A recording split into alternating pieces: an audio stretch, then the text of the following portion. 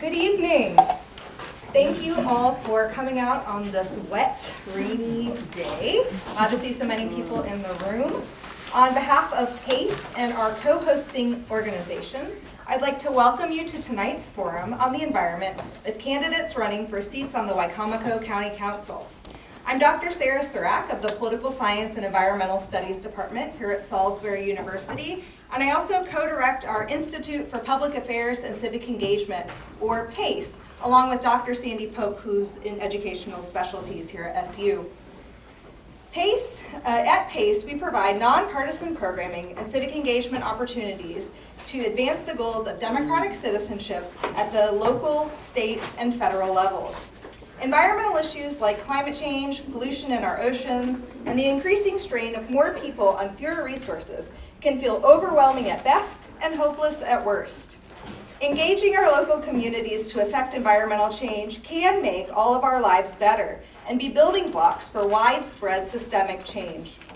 Local government plays a key role in what our community looks like.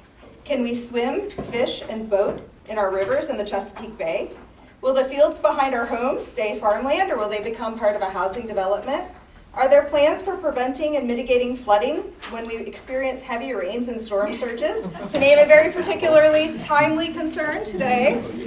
We commend all the candidates who have joined us here tonight for their commitment to sharing their thoughts about environmental issues in Wicomico County. We also thank everyone in the audience for taking time tonight to attend this forum and to become better engaged and informed citizens and voters. One of my favorite parts of this job is the opportunity to work with other groups and stakeholders to provide lectures, forums, and learning opportunities that benefit the public, and this event is no exception. I would like to thank our co-hosting organizations for tonight's forum, the Chesapeake Bay Foundation, specifically Alan Gerard and Hillary Gibson, from the Wicomico Environmental Trust, John Grout, and from Delmarva Now, Laura Benedict Stelio, and who will serve as our moderator tonight. I'm sorry we somehow misplaced your labeling, so we know our moderator is on the end, as well as the League of Women Voters of Midshore. A few logistical notes. If you have a question or that you would like to pose to any of the candidates, please raise your hand at any point, and our PACE graduate assistant, Garrett Shull, back in the back, will make sure you receive an index card to write your question on. While we can't guarantee that every question will be asked, Hillary and Abigail will be compiling them and passing these along to our moderators. And finally, please visit our PACE table at the end of the event outside to find out more information about what we do as an institute. We have three events upcoming of particular interest, perhaps. We have a lecture on the mathematics of elections, societal preference order, on Wednesday, September 19th. Sounds dry, but very interesting, the mathematics. We have a forum for candidates running for Wicomico County Executive coming up on October 10th, and a forum for Senate Race District 38 coming up on October 16th. And now I'll turn things over to Alan. Thank you very much.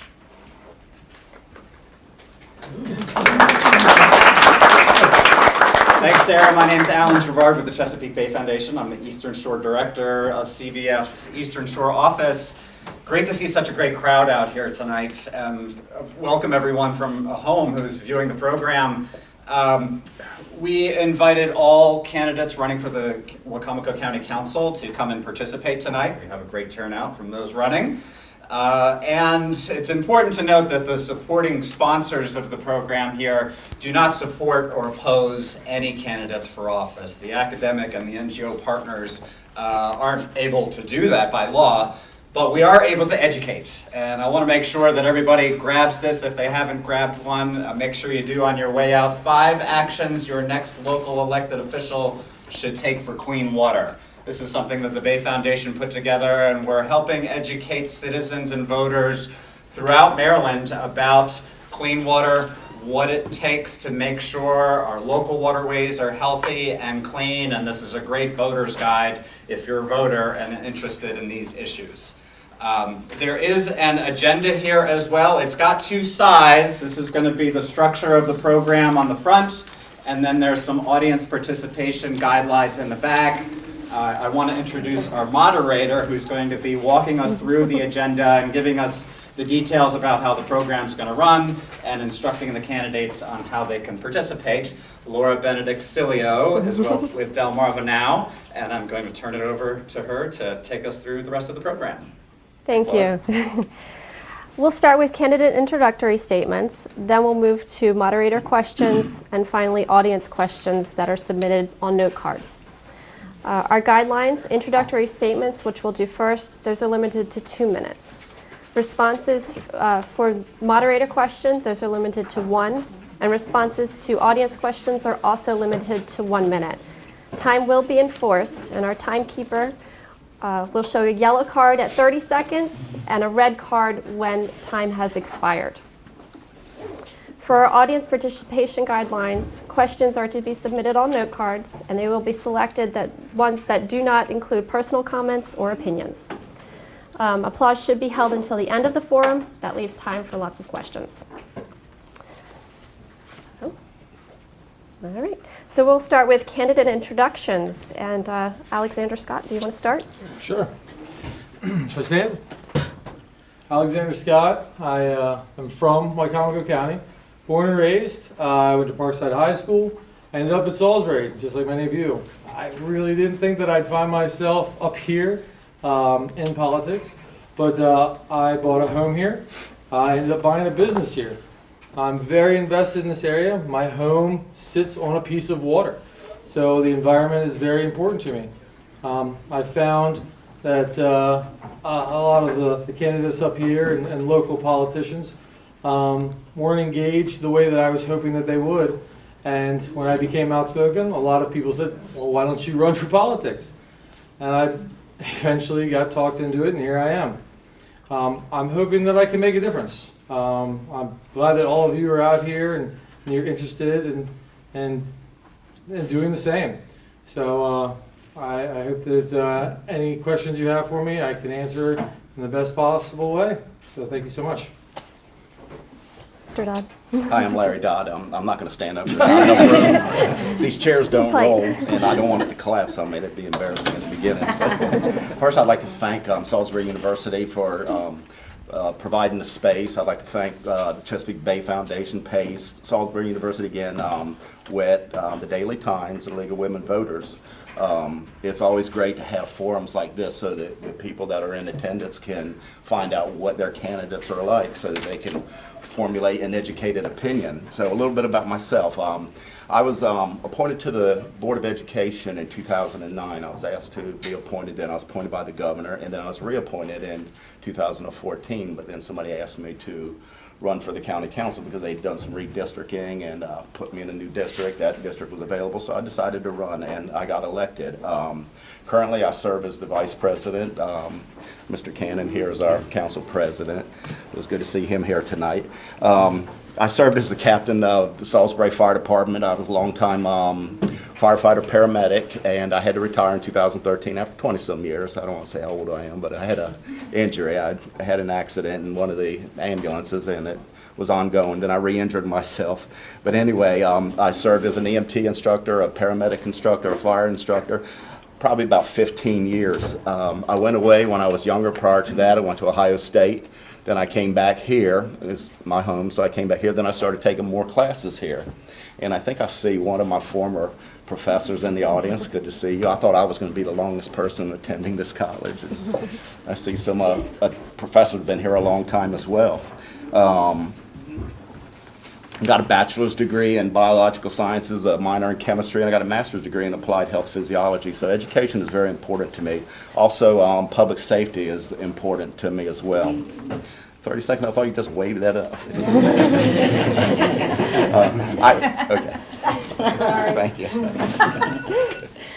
Hello, good evening. My name is Julie Brewington. I'm not going to stand either. You'll see how short I am. I'm so pleased to be here. I want to thank the Chesapeake Bay Foundation and all the folks that are participating this evening, and Alan for inviting me. I grew up in Salisbury. I was born at PRMC. PRMC is one of my customers on occasion, and I think of the history I've had there.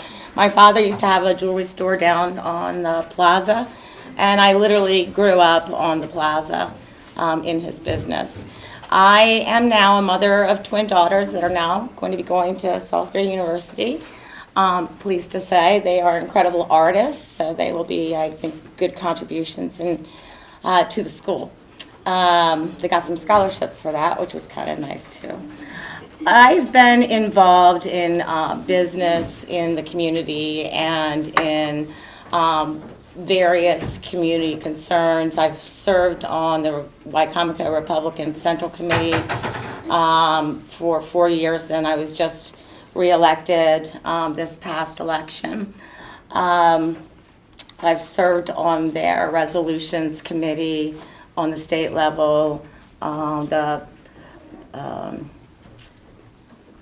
think several different ones, the media committee for the local central committee, and I've been involved with the county council for a long time, so it just seemed natural. I ran for office in 2008 for a state delegate position, and some time has gone by and I just felt I could make a contribution on a local level, and I'm looking forward to it.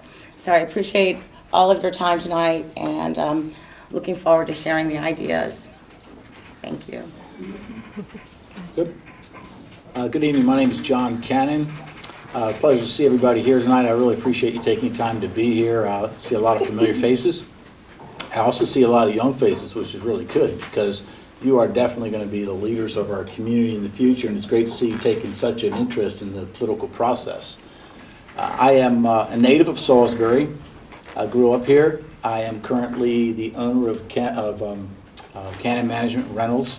That's a leasing and management company for rental properties, commercial and residential. I am currently the Wicomico County at-large candidate. I'm on the council right now and sitting as council president. I've been sitting as council president for going on 4 years now. I have served 4 years on the council before, and at that time I served about 3 years as president of the council. So it's been a very great experience for me. There's been a lot of opportunities to review what this county needs, and try to solve those problems, and to see what I can do for my best ability and make the best decision at the benefit of the county as a whole. Because it's mostly environmental issues that we're worried about tonight, I thought I would just touch on very briefly what we've accomplished over the last 4 years for the county. Part of that is we have established a watershed implementation plan, which was requested on the part of the state of Maryland. We've put in about $200,000 a year for this. We've managed to actually leverage that with the Department of Natural Resources, and it's now that 200 is now 400 each year. So we put a lot of money into it. We've also done a lot on land preservation through the Rural Legacy Program. We've increased it almost 30%. In addition to that, stormwater management, we're dealing with that very heavily right now because, as you know, there's been a lot of rain coming. Climate change, no climate change. The 10-year storms are now becoming 1-year storms. So we've put in $35,000 as a study, and we're hoping to see the benefit of that. And I'm running out of time here, so I'll pass it on to my good friend Bill McCain. I'm Bill McCain, and I'm also running for County Council at large. And I want to thank all of you for having us here this evening, and thank you for attending. I actually served on the council in 2006 through 2010, and served with John. John was president, and I was vice president for 3 of those years. And I've had a business in Salisbury for 30 years, and I've also worn a lot of hats in the community. I've served on the board for Peninsula Regional Medical Center. I'm their past chairman, and I've been involved with Rotary for 30 years and a past president and Rotarian of the Year. I've also, and I'm the incoming chair for the YMCA, and I serve on the executive committee of the Greater Salisbury Committee and some other boards. I've always felt very obligated to give back to the community. And my wife and I, we're both make our home here. My wife's a teacher. She's taught for 33 years and a past teacher of the year. And we've had 2 daughters that we raised here in the community, and both went to public schools. And tonight, though, we're here about the environment. So I want to touch on a few things there because I'm excited about the topic. Anybody that knows me pretty well, I'm a very avid outdoorsman and I'm an avid conservationist. And I grew up hunting with my dad. I guess that was my first introduction. But since then, it's been a passion of mine. And it's given me an opportunity to travel, frankly, a lot of places. I mean, I've been to the Arctic on 3 occasions. I've been to the Brooks Range. I've been many of the western states, Canada. I've been to Africa. And I've seen the effects of climate change and some of these other factors firsthand. So I'm looking forward to our topics this evening. I know we're going to talk a lot more about that. But in my business as well, I'm very active with appraised conservation easements. That's one of our top main topics. And also, I have 2 farms in the area, and I have both of those in conservation easements. So I look forward to the discussions this evening. Thank you. Ms. Gregory. Hello, my name is Michelle Gregory. I am a wife, a mom of 3. I have lived in Wicomico County for most of my adult life. I'm from all over before that, mostly Delaware. But I'm really happy to be here. I want to thank everybody for coming out. I'm really, really happy to see so many young people here because I think that we need to engage younger people in this because this is what's going to affect them. I have, like I said, 3 kids. My oldest is special needs. He is dependent on me to take care of him full time. Prior to taking care of him full time, I was a early childhood educator for 20 years. I have worked in a variety of businesses, whether it be full-on preschools, small centers, as a private provider, or owning my own business. What this forum is about will absolutely impact the kids that I have taken care of. The first children I took care of 20 years ago are now the age of an SU student. And over that 20 years, I feel that we've had not enough of an impact to work on improving environmental issues in this area. So, thank you very much. Ms. Kane. Okay. Hi, good evening. My name is Susanna Kane. I'm running for Wicomico County Council District 4. I'm a full-time real estate agent. I've been selling real estate on the Eastern Shore for the past 19 years. Part of my vision for Wicomico County is to ensure the protection of our unique natural resources, since they are vital to our quality of life and our very existence. When I think of environmental issues, I approach it with a long-distance runner's mentality. It's one step at a time. It can take time to achieve a long-range goal. It can start at home with something simple, such as recycling. It can start in the community with the planting of rain gardens. It can start in the schools with teaching our kids to respect and love their environment and take care of it. Ultimately, though, it leads up to our government and its leaders to ensure that our environment is protected, and we must lead by example. If elected, I plan to support the current council in its endeavors to stop pollution runoff with stormwater management, implement the comprehensive plan in the municipalities to control growth and conserve our lands, extend public water and sewer to our outlying areas to assist with septic failures, especially in the critical bay areas. And in addition, I promise to be open-minded and listen to the recommendations that come before the council that can help to promote a healthy environment and ensure a healthy, prosperous Wicomico County for the future. And I want to say thank you to the Chesapeake Bay Foundation, to PACE, to the Wicomico Environmental Trust, League of Women Voters, and anyone else who helped put this program together this evening. And I also would like to thank you and ask you for your support and ask for your vote for my constituents in November. Thank you. Mr. Hastings. Sure. Thank you all for being here. My name is Josh Hastings. I grew up on a farm, the very first certified organic fruits and vegetables farm in Maryland. And we also actually grew poultry. My district here is District 4. We're sitting inside of it, and that's now open and available because current councilman, wonderful person, is retiring. A little bit about me. I grew up, I have a little bit of an agricultural background. I always had a kind of a heart for the outdoors. I am currently the deputy director of the Lower Shore Land Trust. I've spent the last 10 years working in conservation policy, environmental policy, trying to find a good balance between some of the agricultural issues and the environmental issues.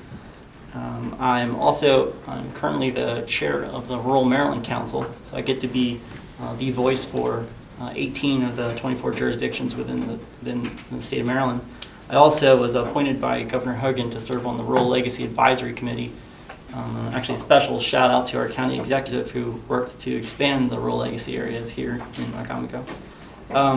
I've had the great pleasure of working on all sorts of great policy over the last 10 years. I also, actually before that, I worked for 2 years as the legislative assistant to the chair of the Education, Health, and Environmental Affairs Committee in the Maryland State Senate. So I got to be able to see a lot of the policies that we now see. I got to see how they became developed. So I worked on everything from changes to the bay restoration fee to I've put in comments on the bay agreements over the years to phase 1, phase 2, and now phase 3 of the watershed implementation plans. I've worked on comprehensive plans for a job and working on land use, specifically going county by county on 7 of the 9 counties in Maryland, or on the shore, to try to make sure that we have a better environmental policy. And I've got a lot of good environmental ideas, and I look forward to sharing. Mr. Kilmer. Well, hello, my name is Mark Kilmer, and I represent District 2, the Wicomico County Council. And I appreciate the opportunity to speak before you and appreciate the organizations that put this on. A little bit about myself. I'm self-employed. I do work for think tanks and PR firms. My wife and I have 2 children in the Wicomico County Public Schools. In fact, I just came from a PTA meeting over at Pemberton and rushed over here, and got to see a lot of the the nice flooding and water there that's collected because of these nice afternoon rainstorms we just had. And those issues of the flooding and of drainage, that's especially important for District 2. The districts are all the same population, but District 2 is the most rural, and I think it's the largest district in Wicomico County. It encompasses the western part of Wicomico County from Sharptown down through Tyaskin, Whitehaven, some of the neighborhoods on the western side of town, down through Allen and Fruitland. And the Wicomico River runs through it, and the Nanticoke River runs on the north of it. And so the flooding issues, the drainage issues, the issues that we've been seeing recently with climate change and with the storms that are a lot different than they have been before have really affected the constituents in my district, from washing out roads in Mardella Spring and Nanticoke Road to major flooding off Pratt Road and things like that. So this is a very important issue for me. The drainage issue is a very important issue to me, and I imagine we'll talk about that further. The farmland issues are important too, because we have a lot of farms in District 2. And so I'm glad you're having this forum to address some of these issues that are really important to the people of District 2 and of Wicomico County. So I look forward to having a good discussion tonight. So thank you. Thanks. And Mr. Gold. Hello everyone, my name is Jamal Gould. First and foremost, I assure you I'm older than I look. So I am 27 years old. I was born and raised right here on the Eastern Shore. I've been, feels like to every school there is, North Salisbury, Northwestern, Mardella, Parkside of course, for the fellow Rams that are up here. After I graduated high school in 2009, I attended Bowie State University, where I received my bachelor's degree. And right after that, I moved back home because I said I wanted to make a change in my community. We're in a time where we're getting a lot of brain drain. I elected to move back here because I said my community is not what I want it to be yet. I quickly garnished the title of a troublemaker because I speak out about racial issues, social issues, or any issues that's really affecting the community. But when it was meant to be an insult, my constituents and I, we took it as a badge of honor because we weren't afraid to speak up, and I've continued to do that. And that's why I'm running for county council at large, because I want to speak up for those people that don't typically have a voice in Wicomico County, and those people whose message and whose ideas and thoughts are typically overseen. So that's why I'm running. I really look forward to investing in our youth, especially with our educational system, and investing in the environment as well. Because if we don't have the environment for our youth to grow up in, if we don't have youth and leaders of the future, then we're not going to have a future. And we all know that we love the Eastern Shore. We want it to keep growing. We want it to be better. And we all have to invest in it. Thank you. Just a reminder to our audience as we move into the moderated section, if you have a note card with a question to submit, just raise your hand and we'll get you one. One question per card, please, and have those submitted by 7:55. To our candidates, remember you have 1 minute to answer these questions. So, parts of Wicomico County have experienced severe flooding and road washouts during heavy rain events. Scientists have attributed these recent severe weather events to climate change. What can the county do to alleviate problems caused by flooding? Mr. Dodd, we'll start with you.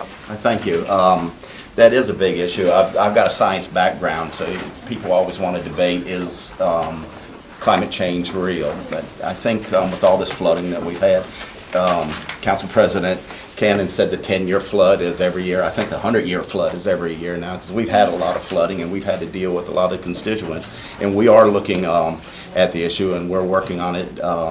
Like Council President Cannon said, we have invested money. One thing that I like to do, I walk around the city of Salisbury a lot, and I notice there's a lot of trash in the drains. I notice there's a lot of leaves and sticks. Seems like people throw their garbage out all the time. So I think that's one of the things that we can do locally, is manage how people dispose of their trash locally, because I think that is a big issue. And that, if you don't live in the city and you don't walk, you can't see it, but there's a lot of flooding that happens because these storm drains are blocked. So that's one of the things that we can do to work on it. Ms. Burrington? Well, I am familiar with flooding all around the county, and I know it's become more of a serious issue, particularly sitting in on the county council meetings as of late. The state, I believe, recently under Hogan put the storm runoff back to the counties so that we can hopefully better manage in terms of local intelligence.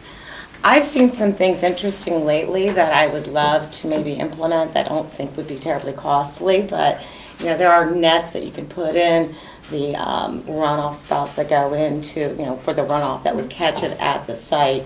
And I know my friend Bill McCain talks about a countywide public sewer system, and obviously that would clear up a lot of problems if it was something we could afford. But I think we've got to find a balanced way to make sure that people's properties are protected, that the runoff doesn't affect people in a negative way. Thank you. Mr. Cannon? Yes, thank you. This is a very important issue for us, and I think it caught most of us by surprise. We had a storm surge about 2 years ago, and at the time there was a lot of flooding. That I think gave us the chance to begin the process of trying to exactly find out what we needed to do in this county. Then when the last one hit, it was somewhat overwhelming. We lost Bering Creek Road completely near the Mardella area, so we have to rebuild that at great expense and an inconvenience to the citizens in that area. Pratt Road was flooded as well. Councilman Kilmer and I spent probably about a good afternoon with the homeowners there to see exactly what their problems were. What we've done in the county, we've initiated town hall meetings in each quadrant of Wicomico County so that we can find out in each quadrant what their specific problems are. We also put $35,000 forward for a grant to study exactly what we can do in Wicomico County, because if you begin to open up the waterways in one area, you could flood other areas. So it's very important that we get this in line and try to make sure that we recognize the responsibilities. We've also included the state of Maryland in this process. They're working on Nanticoke Road right now. But we're going to accomplish this. We're going to get it done. It's just a matter of time, maybe within the next year. I'm anxious to see where it leads. Mr. McCain? I took some of your time, Bill. It's okay. I'll get it back later. No, last year was actually the warmest on record. The decade prior to that was the warmest decade on record. The second warmest decade on record was the one prior to that. And the third warmest decade on record was the decade prior to that. So climate change is for real. The science clearly indicates this, and also it's clearly attributable to man-made factors. Probably the biggest factor is the consumption of fossil fuels. But here locally, it certainly affects us being in the Chesapeake region, where it's a low-lying region. Flooding's a problem. Some of the things that the county has worked on and continues to do is to clear the ditches so we can have the drainage. We have lots of tax ditches and private ditches. We have a lot of conservation programs, Rural Legacy, CREP. These all help stormwater management. We can also have the public sewer and our metro core. We have a lot of failing septic systems. So, they all will fail eventually. They all have a limited age. And lastly, we can help work with the city of Salisbury to work on stormwater management into the Wicomico River. Thank you. Ms. Gregory? Well, climate change is undeniably real. Anybody who's been paying attention to climate scientists for the past 20 years will tell you that this shouldn't have come as such a shock to us that this was going to happen. We are in a lower elevation area. This is something that we are going to have to deal with one way or another. We're going to be one of the first areas in the nation that's going to be affected by climate change. This is just something we are going to have to face.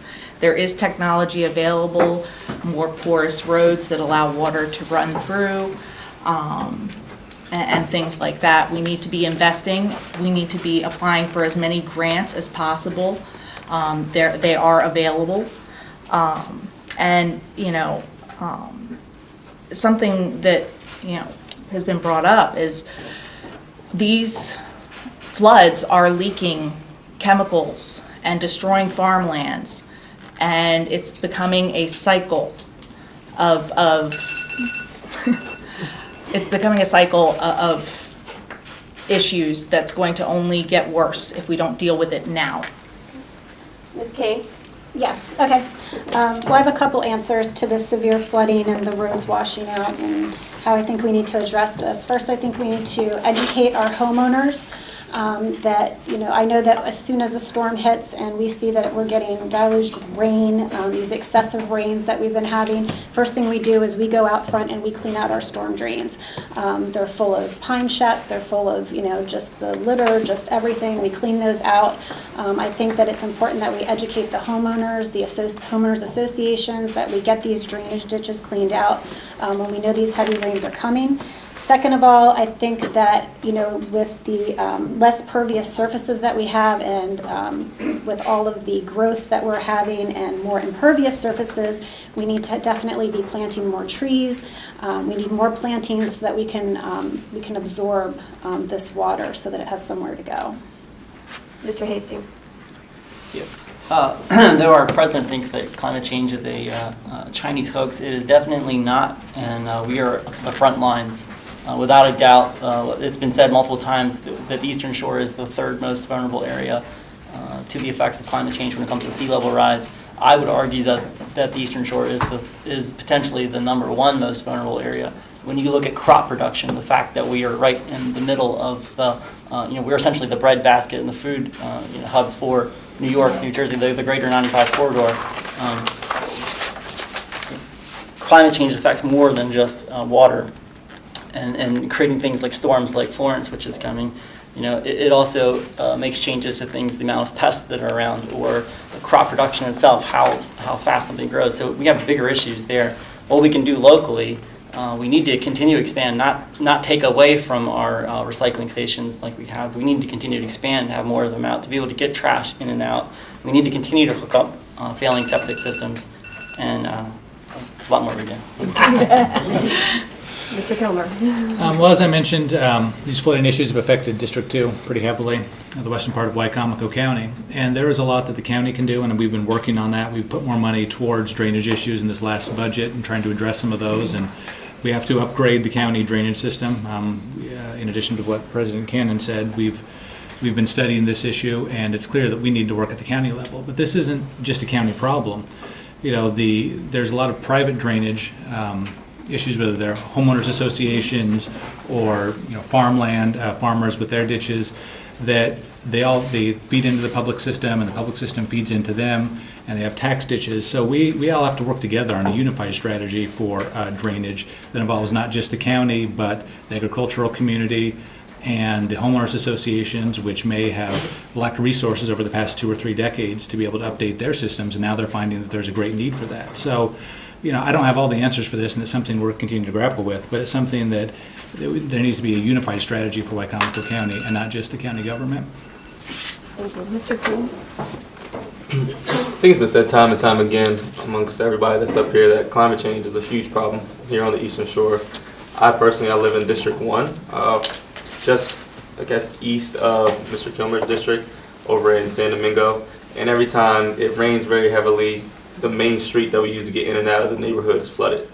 And everybody is resorts to taking another route that takes them an extra 15 minutes to get to work or to get into Salisbury, where you can do any major shopping or anything of any significance. And that's a real problem, and we do have to address that. So we have to invest more, just like everybody, like people have been stating, in the county drainage system. And we have to look at the trash that's being left in our communities, because I do see it myself. I go around all the time picking up trash just because I don't want to see it there, and I know it's going to affect us in the long term. But we have to look at long-term solutions, because it's not going to be a short-term solution or a short-term fix, because it's a major problem that the entire country has to face, especially here on the Eastern Shore.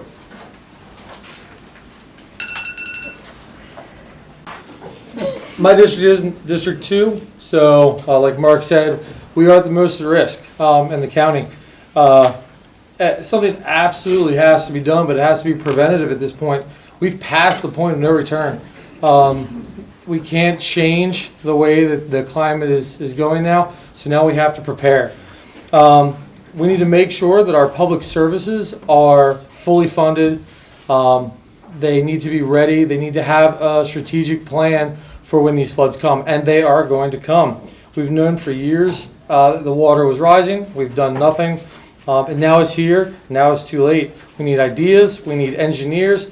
They need to be brought in, and we need to prepare for it. We need to educate our people, because as many homeowners as we can get to like I said, clear stormwater drains, these things, it will help, but in the long run, it's going to be up to us to make sure that public sewers and things like that are in place to handle all these waters that are coming.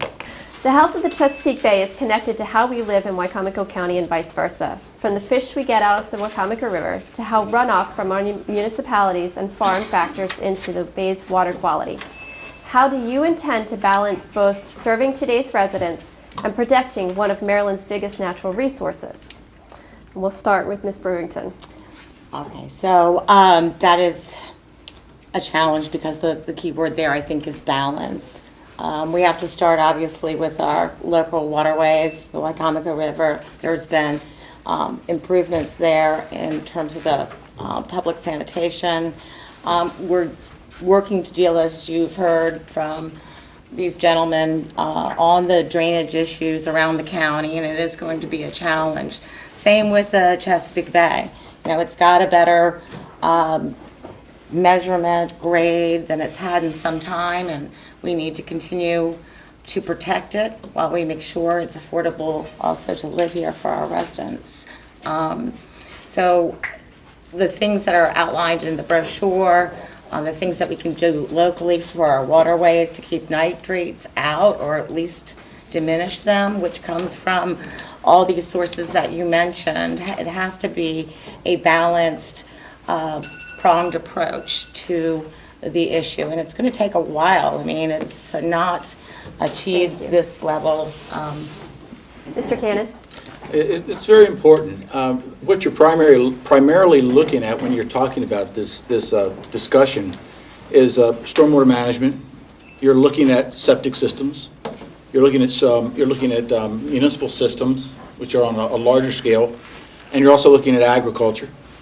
And I think this is primarily what we need to make sure that we are addressing. I think we're doing that. We're looking at stormwater management in the processes that we've been using over the last year. Septic systems is very difficult sometimes. We know that there are a lot of failing septic systems in Wicomico County, but the problem is, how are you going to get there? We've thought about putting together a countywide stormwater wastewater management system, but it involves a lot, because you also have to have the permission to go out and maybe tell those 70 neighbors, we're going to bring you into our system, and it's going to cost you money. So we have to address that, but it is a real issue that we want to look at. Agriculture's done rather well over the last year. They've implemented phosphorus management tools, which I think has been very successful, but we still have a long way to go.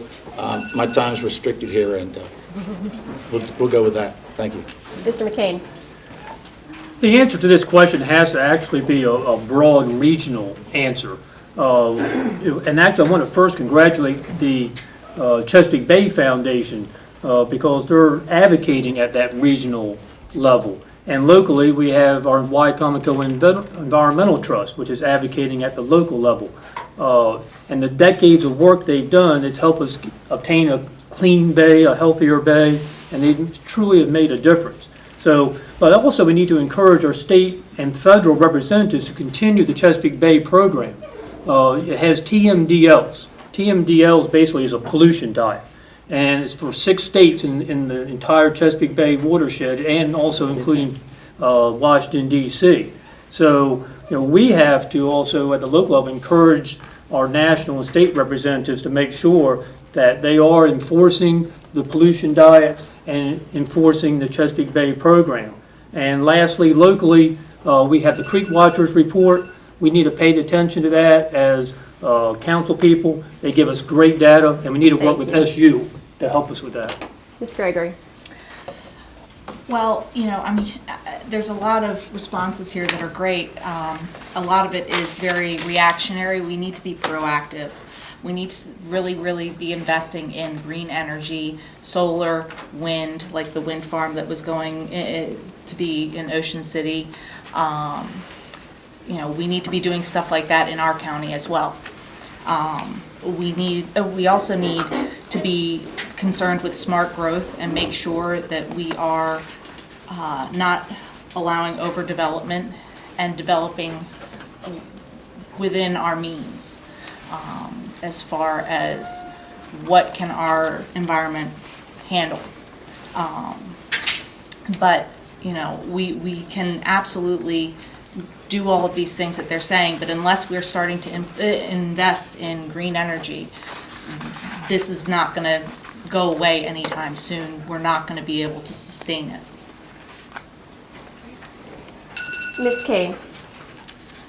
Well, there's a lot of answers to this question to answer in 1 minute.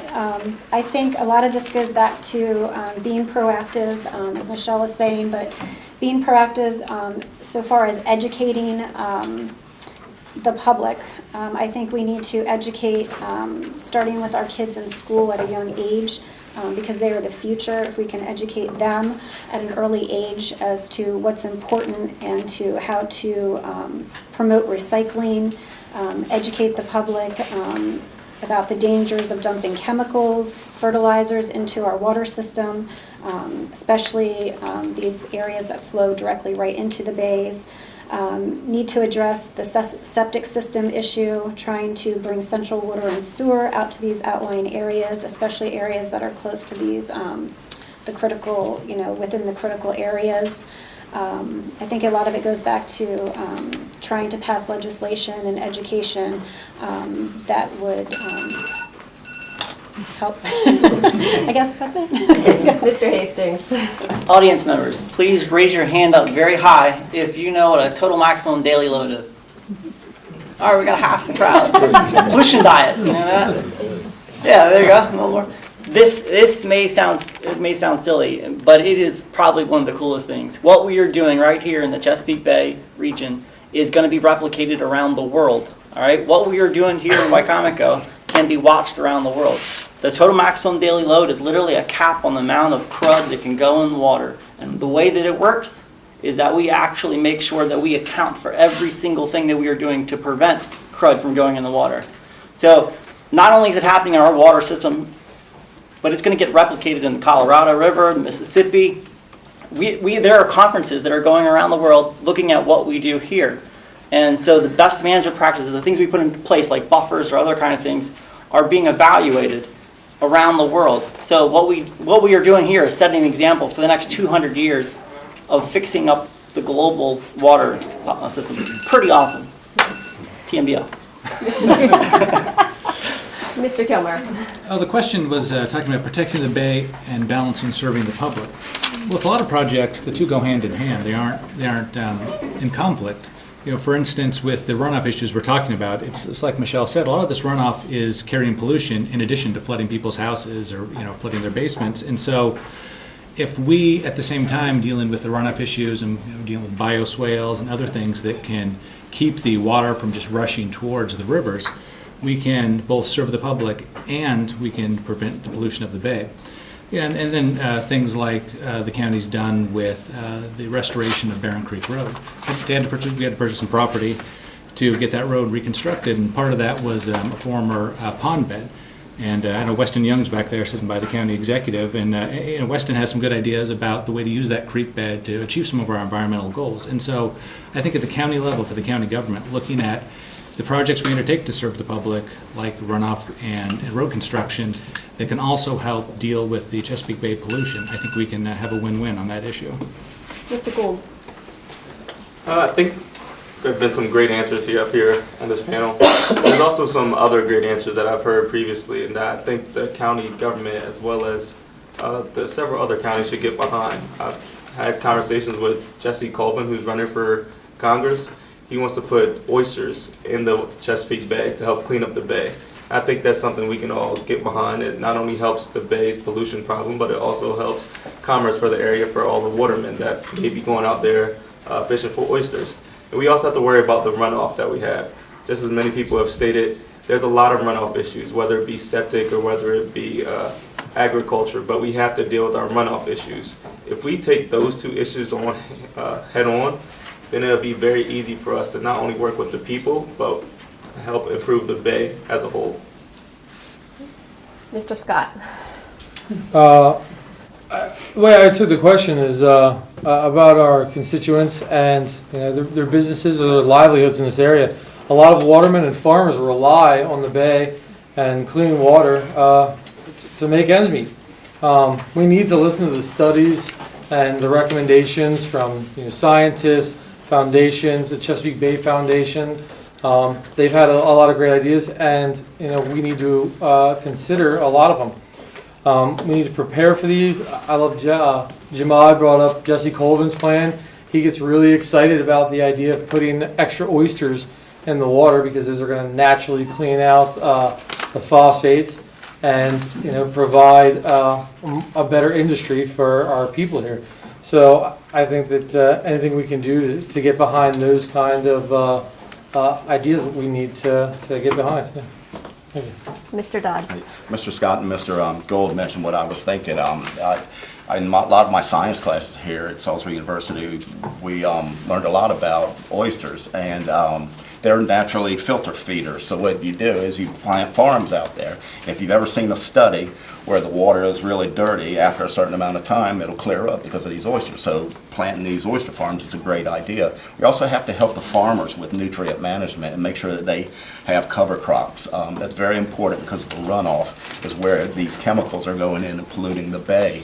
Something else that a lot of people don't think about is we live in the city of Salisbury here, so what are we surrounded by? We have a concrete jungle here, so what happens? All of that water, when it rains, it washes off somewhere and ends up into the bay or the river without draining. If we have, I think it's impervious, those pavements with the holes in them, and when it pours down raining, it'll go through the asphalt. We don't have that here, but if we could pass legislation for that. I saw a couple years ago they filled in a big stormwater management pond in front of the mall. But anyway, maybe I'll bring that up later.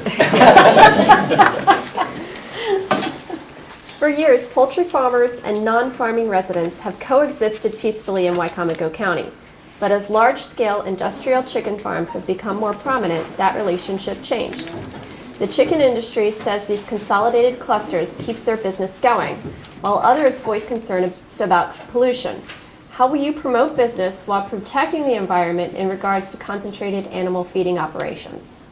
And Mr. Cannon, we'll start with you. Certainly, thank you. This was a very major issue in Wicomico County just within the last year, and we took a strong leadership role, I think, in trying to address this It was brought to our attention when they were putting these large chicken poultry houses out in the middle of the rural area. Some of that was very close to residents, and this caused quite a concern. First thing we did was to try to make sure that we went to the poultry industry and said, what exactly are you all doing here? Because you are impeding upon the lifestyles that these people and these individuals, these neighbors are trying to live. What we found out in the county that we only had a one-liner as far as what we did. That was 100 feet from a road or property line. That's the only thing we had on the books in Wicomico County. So we changed that. We changed that to 400 feet. We made sure that there had to be 3 rows of buffers in order to protect those neighbors. So by doing that, when the buffers grow, when the trees grow, if there's any odor or anything, it's blocked by the trees. Any of the particulates that may come out can be blocked by the trees. But we took strong measures to make sure we addressed that for everyone. Mr. McKay. One of the ways we can address that is through our zoning policy. Our zoning policy is actually getting sort of old. We need to review it. If you're in a residential area, we have like R15, R30, et cetera. If you're in a commercial area, we have C1, C2, C3. Industrial, we got I1, I2. But in our ag district, we have ag. We don't have different levels in our ag district. We should have like an ag 1, an ag 2, an ag 3, and different intensity levels within those districts. Like the areas that are over top our Paleo Channel and our Minokan aquifer. Obviously, the intensity levels in those districts should be different than the intensity level in other districts. And this could be accomplished through a lot of different limitations on the impervious surface. If you can't build houses, like we have conservation easements, you realize you can actually put CAFOs on conservation easements. And that's something that certainly needs to be addressed. If you can't build houses, we have thousands of acres that are not under conservation easements that are very appropriate for our poultry farms. Thank you. Ms. Gregory. So, 2 things. In Wicomico County, 1 in 4 middle schoolers has asthma. And another thing, 100 feet, 300 feet, 3,000 feet, it doesn't matter, it's still going in our air. There was a piece of legislation at the state level called the Community Healthy Air Act. It did not get out of committee this year. We're hoping that changes.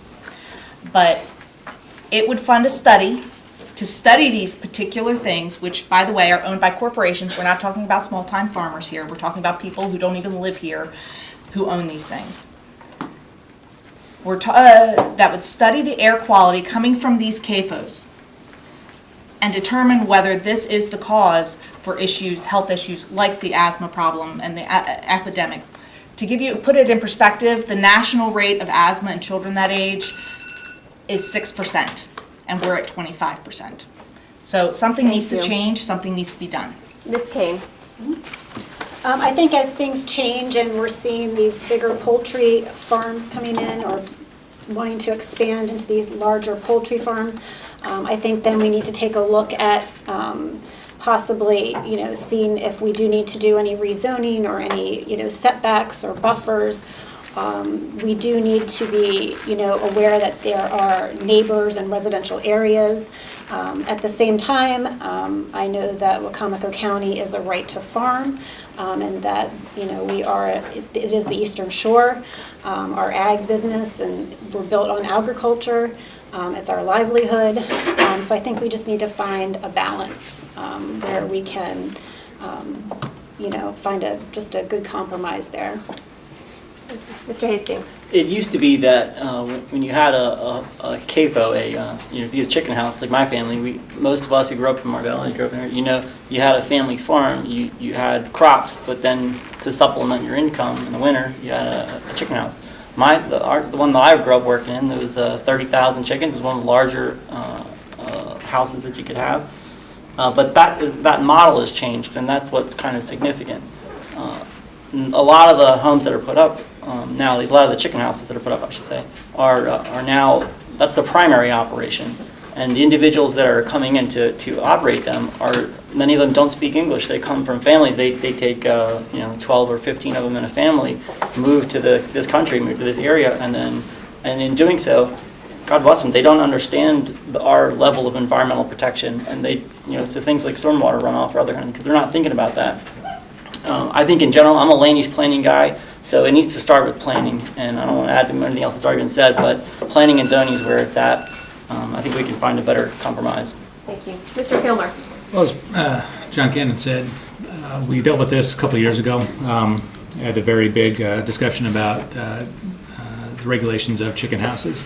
And when we say CAFOs, we may think of the 10 facilities, chicken houses, but I believe even one chicken house can qualify as a CAFO. It's a very low standard in Maryland. And so, the CAFO regulations that are put in place, they apply to the farmer that has the extra chicken house to supplement their income, or it applies to these ones who may be building 8 to 10 chicken houses.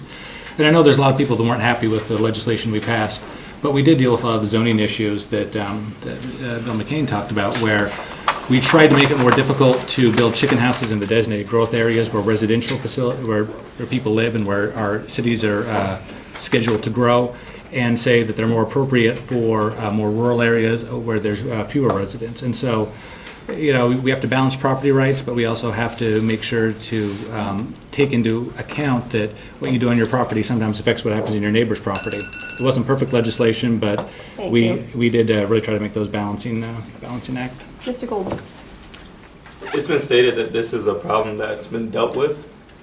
It's not dealt with. It's still happening, and it's still happening at a very high level. And 400 feet for a small tree buffer is not good enough.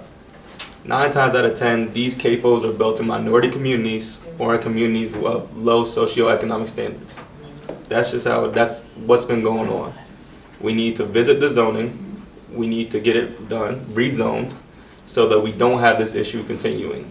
Because it doesn't make sense for people, just because they do not have money or because they look different, to have to suffer health problems and pollution. That's ridiculous, and that's not the America or the Wicomico County that I want to live in. So we have to look at the zoning, and we have to fix this issue. And it's not over with. It's still going on, and it has to be addressed immediately. Thank you. Mr. Scott. I'm sure everyone here is used to the smell of chicken manure when they start to spread it.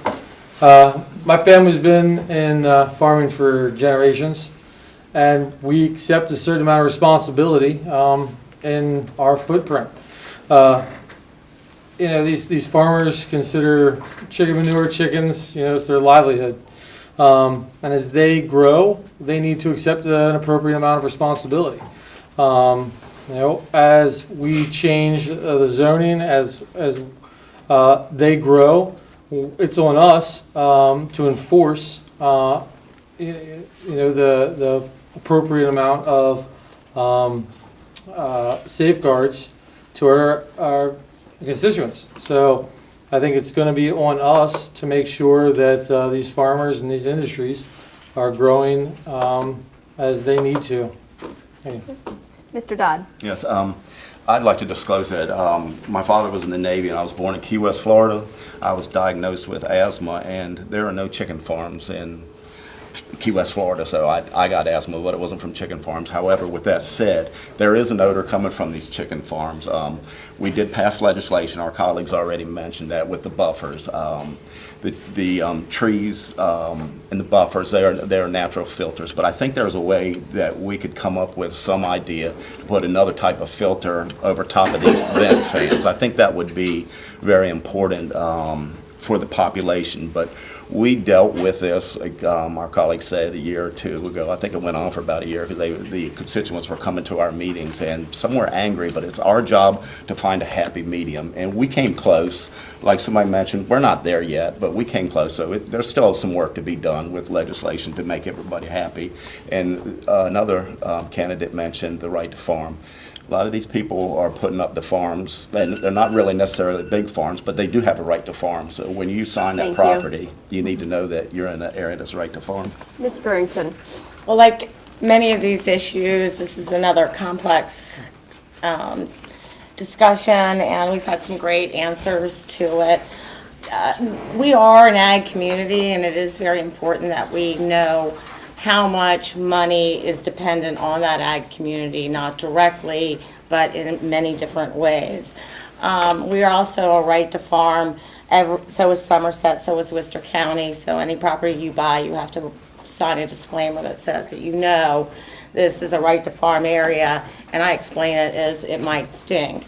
I also have worked in the poultry facilities, and I know it stinks really bad. But I don't disagree that zoning might be something that should be tweaked.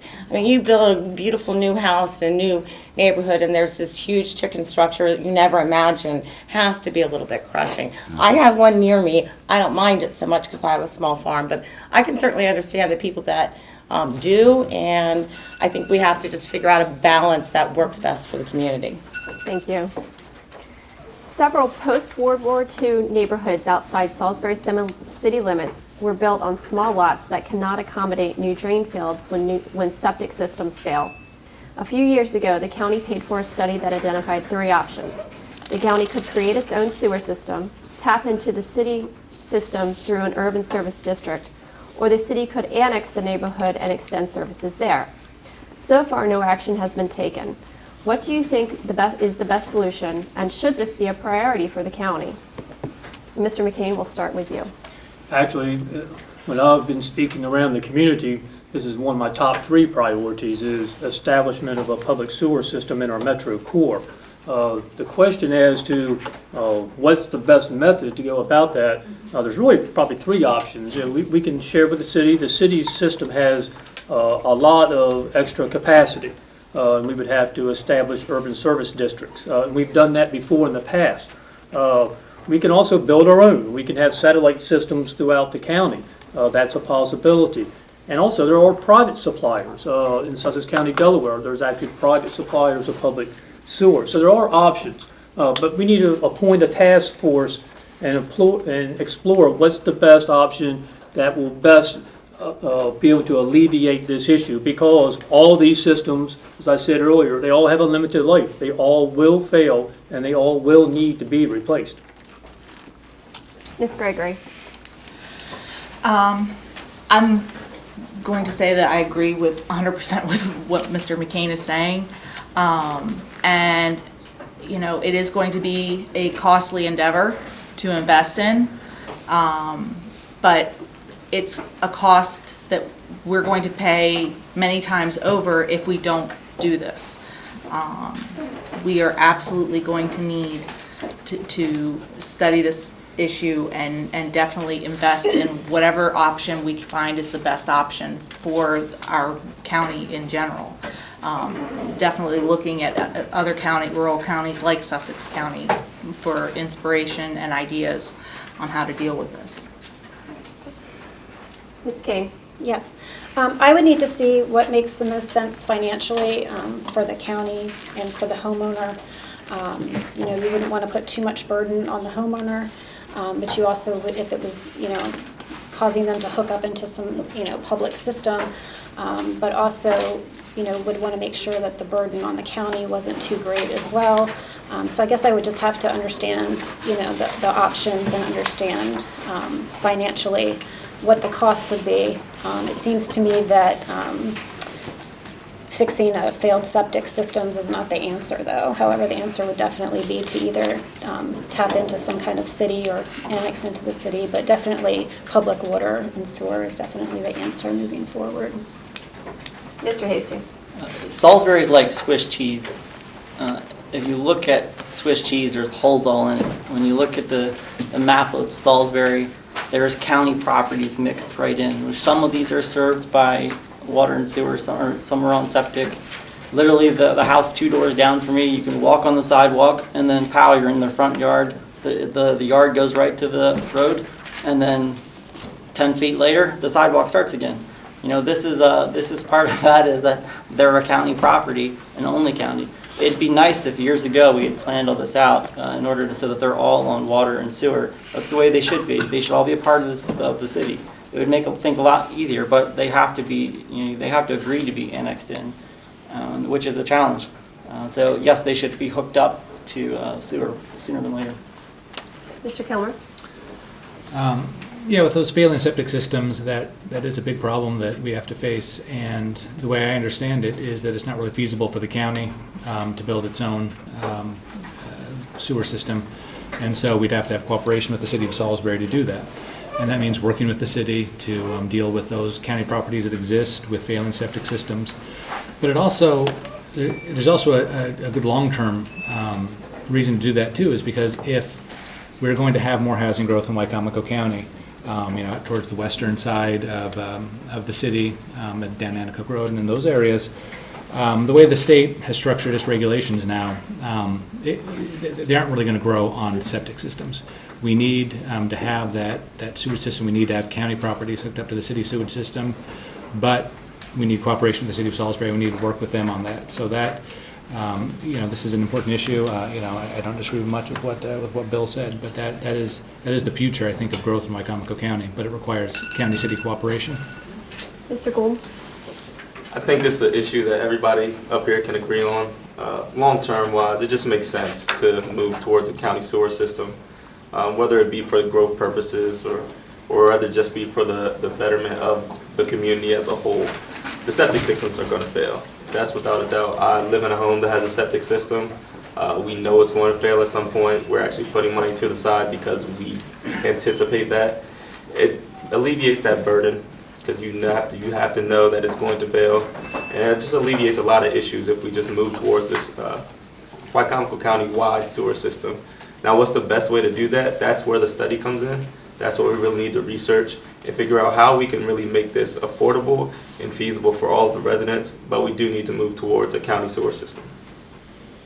Mr. Scott?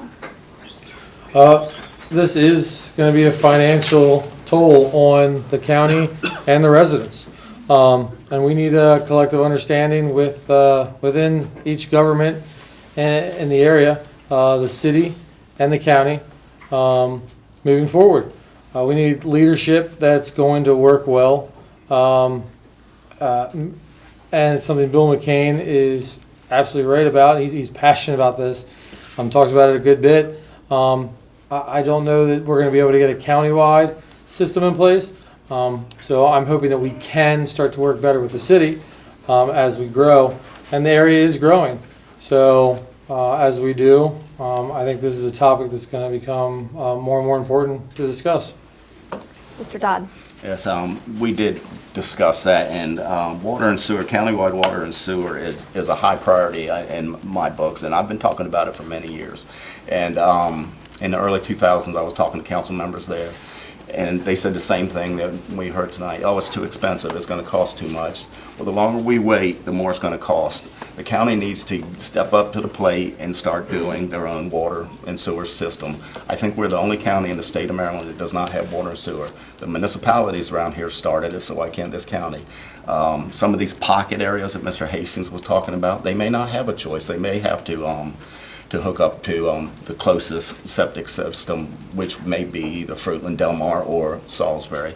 But I've talked to a lot of my constituents in District 3, and they don't want to live in the city of Salisbury. They don't want to pay double taxes. They don't want to have to deal with the city's water and sewer system. They moved out into the county for a reason. They want to live in the county, but they may not have an option. But I think we're going to have to step up to the plate eventually and have our own water and sewer system countywide. Ms. Burrington? Well, I really don't have an idea of what that would cost the county or the residents. I'd really need to see the feasibility study that everybody's mentioning here. There are, as Larry mentioned, I know a lot of people that like having their own water and sewer, their private water and sewer that they don't have to pay. In Fruitland, I don't live in Fruitland, but I live close by, they're notorious for their water bills. So, I mean, it is something I think that needs to be looked at. We need to balance the cost versus the benefit to it, and whether it's something that we can do as a cooperative nature. How much does the community want it that's going to affect? That's a pretty important part of, I think, what needs to be heard. So I would be willing to look into it. I would just need a lot more information to say anything sound about what the next steps would be. Mr. Cannon? Thank you. When I first got on the council in 2006, my first time round, I recognized this as a high priority. I think everybody did. I put a meeting together with Worcester County and Somerset County, their public works directors, some of their council members, and we sat in a conference room at the government office building, and they virtually said to me, Mr. Cannon, why do you want to get into this? And what they were trying to tell me was that it's such a convoluted effort to try to overcome. And at the time, and I thought, well, that could be, but we have to do something, and it's so true. These systems are going to fail. But if you go to these homeowners and you say, the study I'm very familiar with, the study literally said, city won't go with urban service districts. It's not feasible to really have our own authority, and the annexation is the best solution. But you tell these people that they're going to have to be annexed to the city of Salisbury, as Councilman Dodd said, and they're going to have double taxes. They don't want to do that. They're holding out for the best. They hope technology might improve. Maybe they want to go with mound systems. It's a very fine balance, and it's something that we still need to look at as far as how to address. Thank you. With $5 million for a new landfill cell in fiscal 2018 capital budget, our traditional method of disposing of waste continues. What should the county do to work towards zero waste? Ms. Gregory, we'll start with you. I know the city has been doing a lot of great work. Salisbury has getting to zero waste or working on recycling. I think we definitely need to, look at what programs have worked and what haven't worked. But we absolutely need to expand recycling services and, get as much of the community on board with it as possible, because it is something that we are going to have to deal with sooner rather than later. And I'm not entirely familiar with that issue, but as far as getting to zero waste, it's going to be a challenge, but it's something we're going to have to do. Thank you. Ms. Kane? Yes. First, we need to, educate the public on how we can get to zero waste. I do think the city of Salisbury has been setting a great example on how to get to zero waste. I think there's a lot of confusion. I think people don't understand why it's so much easier in the city of Salisbury to recycle. That is because they have their own trash service, so it is easier for them to recycle. It is very hard, and it's a task to recycle in the county. It is. I spoke with President John Cannon today about this. Actually, we talked about it on the phone because my thing to him was, how can we make this easier for the individual family in Wicomico County to recycle and to still make it economically feasible? How do we do this? And he said that's a good question. So I think that's something that moving forward we want to talk about and we want to address. We have several facilities around town that you can go to recycle, but you have to get in your car and you have to go there and you have to sort it. So Wicomico County Civic Center is a great location. Mr. Hastings? I want to take another moment to sound like a crazy person and say that first of all, this issue in general, this is a global issue and this is a national issue. This goes right back to campaign finance. You're not going to get any major changes in the way that the plastic industries are essentially making it so that things like this is a number 6 recycle, which is probably not. This is trash, right? So,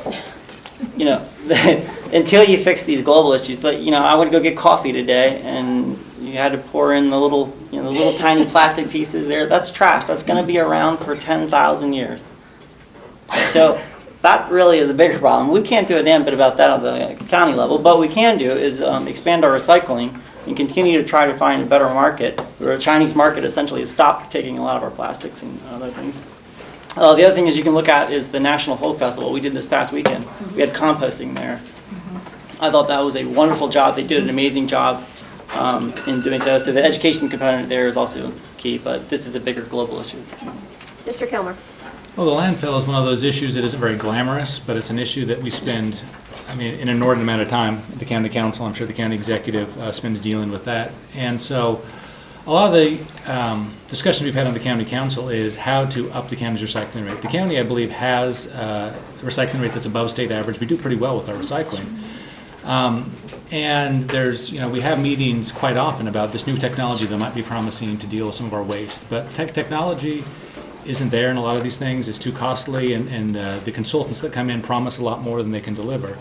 So the county is certainly exploring how to increase its recycling rate and how to deal with new technology to reduce its trash and move towards zero waste. But there's also the issues of the recycling, that where you have these recycling bins that the county has, like the one in Fruitland. It's by the city hall. City hall complains because they don't like the smell of it. So the county can't force Fruitland to do it. So the county has to get rid of that for a few months, and there's no place to put it. So it's this issue of people love recycling as a goal, but when it comes down to the reality, sometimes people aren't super thrilled about it. So, Mr. Gold. I think it's been said, recycling in the county is very difficult. I live in the county, not the city, and it is rather difficult to recycle. We do have to pay someone to take care of our trash and everything that we need to dispose of. But I think there are some methods that we can look at, maybe borrow some things from other countries. I think it was Denmark, that incentivizes people to recycle. So when they go, they get like these tokens that are worth money for recycling bottles and cans and things of that nature. And I think people like getting things like that. It makes them feel good. It makes them feel like they're doing something, and puts a little extra in their pocket too. You can't go wrong with that. So just looking at things like that, maybe thinking of experimental ways that we can get people excited about recycling. Ms. Kane said educate our youth, so getting the youth involved in recycling efforts. And it's going to take a countywide effort, and it's going to take a lot, but we have to move in that direction. So just trying to entice people to do it or incentivize them and really explore new experimental ways we can make it happen. Mr. Scott. This is something that I actually feel kind of guilty about. I have a business that produces a lot of waste that can be recycled. The Green Initiative and the work the city's been doing has been a fantastic step in the right direction. I've been hoping that we can do more. And when there is a need like this, it's an opportunity, maybe for someone here, but it's a business opportunity, especially for something local. I've personally been working with operation managers at Eagle Recycling, a local company, and I've put them in touch with Jake Day. We've been trying to get them to come up with a solution to incent. Obviously, they're incentivized to collect. And I'm hoping that they can provide something to my business so that I can reduce my footprint. There's no reason why the county can't do the same. We could come up with a plan, and I think it's just finding the right synergy with someone else to do it. Mr. Dodd. Yes, I'm pretty OCD about recycling. It's one of the biggest things on my life that I'm really concerned about, believe it or not. If I buy a bottle of water in Ocean City, I'll bring it home and put it in my recycle bin before I throw it away in Ocean City. But when I worked at the fire department there, I made sure we had, before I retired, I made sure we had recycle bins, and I put them right beside every trash can. That wasn't my job. I was just OCD about it. And I would watch people reach over top the recycle bin and throw their can of soda in the trash, and it just got to me. And I'd go get a pair of gloves, and I'd go through the trash and put it in the recycle bin. But I think the county, according to standard, does pretty good with it. I think, is it 35% that's mandated? It's higher, but we do better than that. But I think we can do even better in the city. When I was a kid, I watched a show like 60 Minutes, and in New York City, well, the biggest problem, it was a long time ago, they had these officers that would go around and they'd open up a trash can and drop it, and you could hear the glass or the aluminum clink, and then they would fine these people. I'm not big on the government imposing fines, but maybe that's a way to get towards zero tolerance. Ms. Burrington. Well, I think we've come a long way with recycling, at least in my lifetime, and you do see retailers get involved where they have the plastic and the paper outside the doors of Royal Farms, which is kind of nice. It makes it a little more convenient for people to do that, and then you, of course, have people who mess it all up. But zero waste is a huge ambition. I'm really admirable of that, such a huge ambition. I would love to see, way reduced waste. To me, I see so much that zero waste seems like a impossibility. But there are new technologies where they're trying things, where they're using various, burning trash for fuel. I've seen chicken manure used for various things. So I'm hoping that we're on the cusp of something that is a little more convenient for the community to use. But I also think we should get our community folks involved, and that is with our retailers. I don't think we have to force them. I think we should encourage people to do the right thing. Okay. Mr. Cannon. Thank you. I recycle as well. It's very funny. This is not a controversial issue. I think outside of everything that we may become engaged with, recycling is not a controversial issue. I think everybody recognizes it. Everybody wants to try to achieve it. A lot of times it's just a matter of logistics and trying to see how you can make it work. As Councilman Kilmer said, we have had companies that will come before the council and they say, here's our great plan, it'll turn it into powder. And all these things, nothing really seems to come to fruition with these groups, and we've met with 2 or 3 of them. We have one of the best minds in Wicomico County, Weston Young, who's here right now. He was in our Public Works Department. He's now assistant to the executive. He knows everything there is about recycling, and we've gone and taken such strong measures in Wicomico County. We've reached very high goals as trying to achieve this. I think it comes down to the fact that everybody's willing to cooperate. It's just going to be more education for the community and more participation in the community to try to drive this in the right direction. Mr. McCain. Yeah. Obviously, our trash is a problem. This water bottle right here, if I put that in the landfill 250 years from now, if we dig it up, it still will look just like this. And we got to have methods to try to deal with it. Recycling is obviously the #1 key, and the #1 key to recycling is convenience. So we got to make it as convenient as possible for people to recycle it. I know the county works at that hard. I know we've had to close a few, but also I know we've opened up some. So I know that's always a juggling act. I know at one time we had explored the possibility of using methane gas. I think cost was a big, obviously, factor of trying to turn it into methane. But we do have to try to think outside the box. And there's outside agencies that might be able to help us. John kind of took my line I was going to mention about Weston. Weston is an expert. We do have somebody within our within our confines that can certainly help us out. So we got to continue to explore opportunities and think of something different. That concludes the moderator questions here. Now the audience gets to grill you. Can't be any harder than that. Candidates shall be given 1 minute to answer. Our first question. Do you believe that solar panels should be permitted on agricultural land? And that goes to Ms. Kane.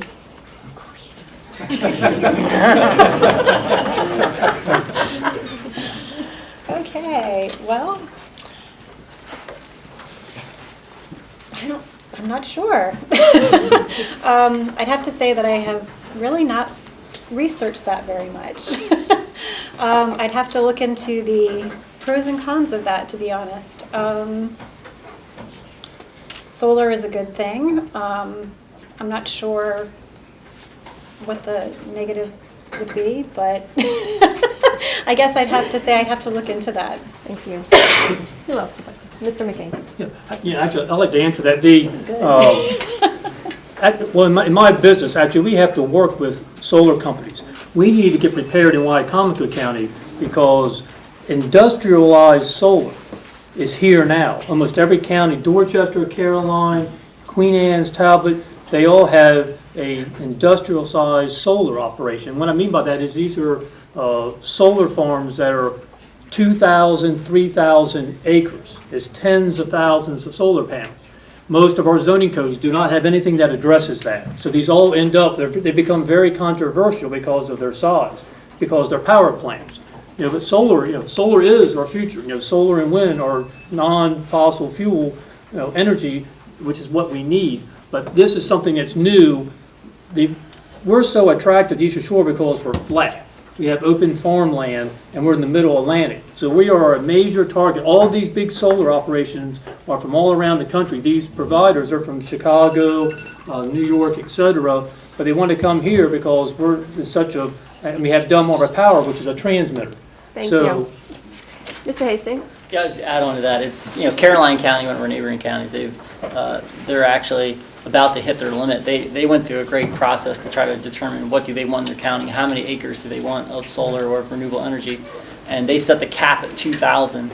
They're currently with projects in queue at about 19,000, essentially 1,900 plus acres. So they're about to hit that cap. The challenge here is that we don't want to lose, from those of us in the agricultural background, you don't want to lose your ag land. It takes, it's important to have ag land. It's important to what it is, though we have great ag land here. It takes about 400 years to have an inch of topsoil to grow that, to be able to have quality soils. We have very high quality soils. We shouldn't be covering them up with solar, but at the same time, we desperately need to adopt renewable energy, and now. Mr. Scott. I think it's a no-brainer. If you look at the next time you go to the city, you come back, Purdue corporate headquarters, they've got a giant solar array right out front. We'll see more and more homes with solar right on top. It's definitely the future. And to touch on what Josh said, the advances in science from companies like Monsanto or Syngenta, as much as some people don't like GMOs, we're finding higher and higher crop yields. So we'll have more and more farmland that we can subsidize into solar arrays. And I think that we absolutely should. Mr. Kilmer? Yeah, I mean, I'm a fan I'm generally a property rights fan. If you want to put solar on your property, put solar on your property. The issue comes, though, with what Josh was saying about you have these large solar arrays on the land that's been zoned for agriculture and what that does in terms of, pushing out other agricultural uses. So, we have this map where we planned out, agriculture goes here, residential goes here, commercial goes here. And every acre that's taken up by solar isn't available for agriculture on these agriculture farms. So it's not solar so much in and of itself, it's large solar farms on traditional farms. And so, it's not a matter of banning them, it's a matter of getting the zoning right. And I believe that there have been discussions about how to do that right and preserving farmers' property rights to do with their land as they wish, but also preserving farmland. And it's an issue that we have to be careful with planning and we can't jump into, but it's one we have to consider the unintended consequences of too. So, Mr. Cannon? I would like to say, if you own property in an agricultural district where these solar farms are going, if your family owns it, and let's say you have 100 acres, that's all you have is 100 acres. And this is what your entire lifetime has come to. This is your egg nest. And someone wants to put a solar farm on your property, and they want to pay you, $200,000 to put a solar farm on your property. Your family is made, your children, your grandchildren, they're made for life. So the question is, with a swipe of a pen, can the individuals up here just say, sorry, we're not going to allow that, we're going to take that away from you? That's what we're talking about when we talk about property rights. On the other side, I've been in meetings over the last year, and some of the individuals that defend property rights most, who are the farmers who have those egg nests, are saying, listen, solar farms are fragmenting our farms. It's causing many problems. Where you used to have 500 acres, now you have 3 lots of, 200 acres. And so they even recognize that even though it might impose on property rights, that something has to be done about that. And I agree with that. That somehow or other we have to look at the dynamics of it and see what the best solution is. Thank you. Anyone else? Ms. Burrington? Yeah, I sort of want to echo the private property flag because I think that's important. If you have your own property, you should have the ability to use it within the limits that are reasonable. On the other hand, we have a preservation of farmland and ag land here. So I guess the question becomes, is it ag or is it industrial? Is it an energy plant or is it a farm? And I think, again, not as many things are, not a simple answer, and it's something that needs to be looked into further before there's any unintended consequences of decisions made, before all aspects are known. Anyone else? Mr. Dodd? Yeah, I'm big on clean energy, but I also believe in the will of the people. I think some of these solar farms are going up so that some of these farmers can make up for some of the losses they've had over the years. But some people that are against the solar farms don't like it because they don't like what they see. It's like the windmills off the Ocean City. They don't like what they see. If they're on the beach, they don't want to see that. But a couple weeks ago, I was riding my motorcycle down to Wicomico, and right outside Wicomico on Dun Swamp Road, they have a solar farm up right next to their area where they have their, not their landfill, but their sewer septic system, but it's their own. Like Mr. Scott said, Purdue has one. And when I was coming back on my motorcycle from Ocean City last weekend, I caught out of the corner of my eye, I think it was about 10 miles out of Ocean City, and I think there was a sign there that said Ocean City's getting ready to do a solar farm out there. And it had their little decal on there, and I meant to stop the second time I saw it, but I kept on going because it started raining. But no, I am a big fan of that, but I don't think that we need to legislate the solar farms. Okay. In the news lately has been lots of photos of plastic trash in the ocean. In a number of cities, they have banned plastic bags. Would you be willing to ban plastic bags and plastic straws? And that will go to Mr. Hastings. First of all, I think it's sad with in the coming years, in only a matter of years, there's going to be more pieces of plastic in the ocean than there are sea life. That's pretty substantial. I'm very much encouraged by all of what I've seen in the last 6 months when it comes to plastic straws or other things turning into, now Rise Up has paper straws, and other people are looking at ways to change what their own practices. But I'd be open to it, yeah, without a doubt. It's a big issue. It is an issue. Then you look at the larger level. It's especially in cities, maybe not as much here, but.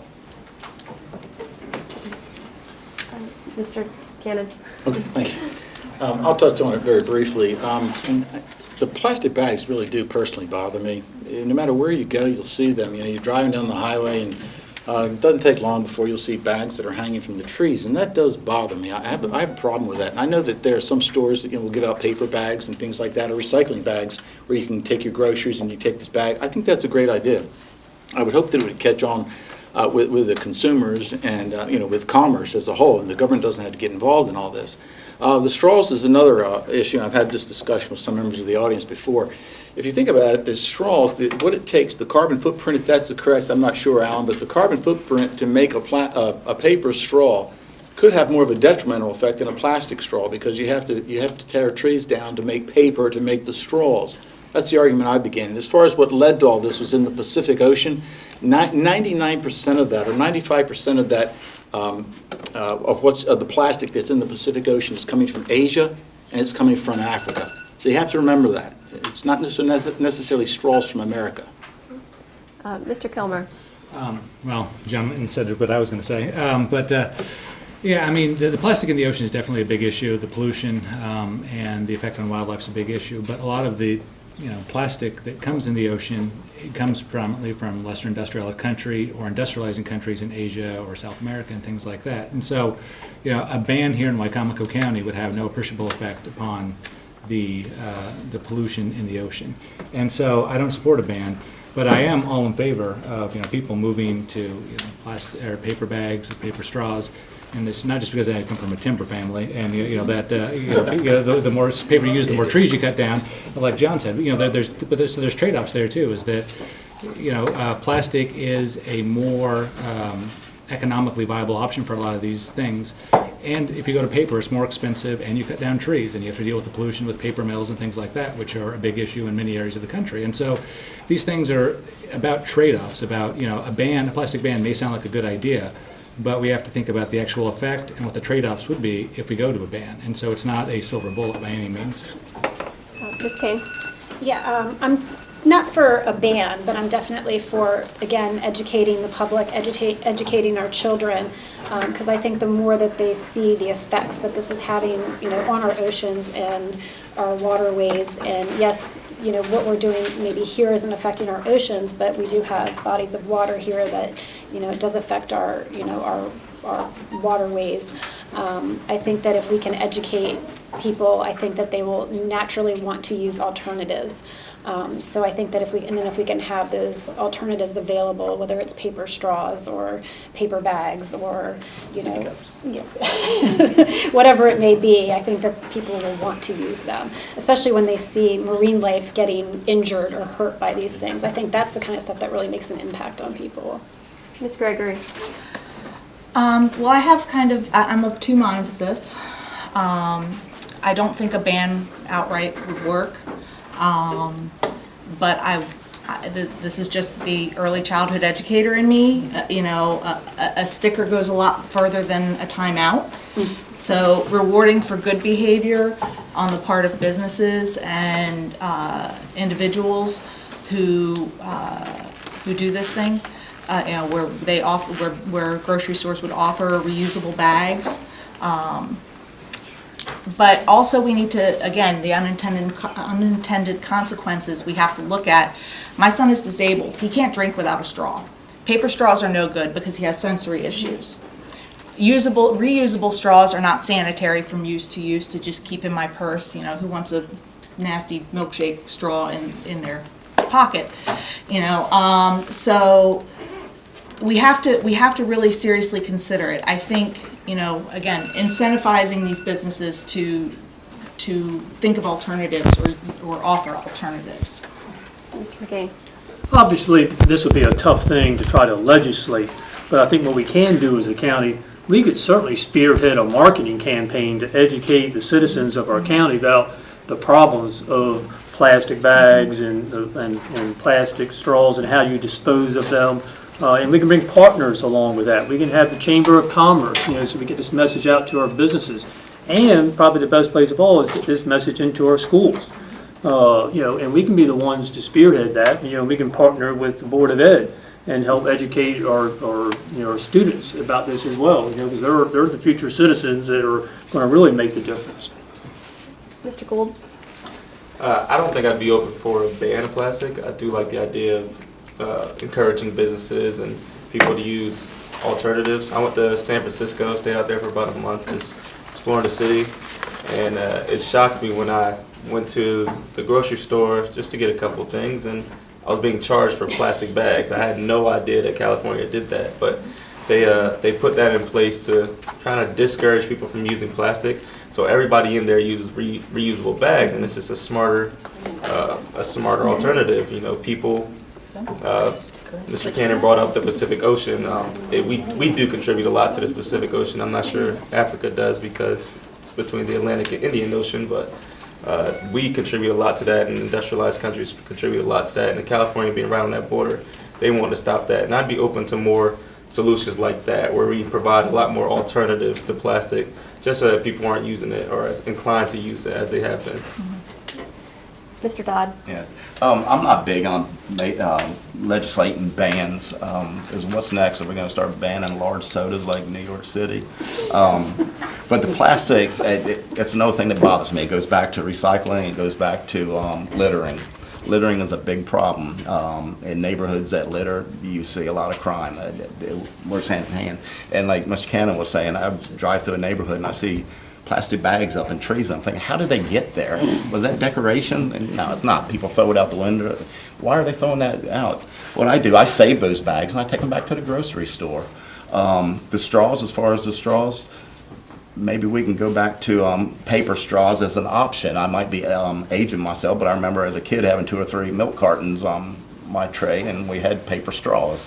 So maybe it could be an option, but anything that you make today with plastic should be recycled. A lot of the plastics do have the little logo on the bottom so you can recycle it, but a lot of recycling centers don't take all the plastics. Mr. Scott. Yeah, I'm going to echo everyone here. I don't think we're ready for a ban, and I think we need to take some more personal responsibility. I own a business that has straws, and I've taken it myself. I've made sure that all of my employees ask if somebody wants to use a straw or not. We put it on the consumer. I would love to start switching over to paper straws.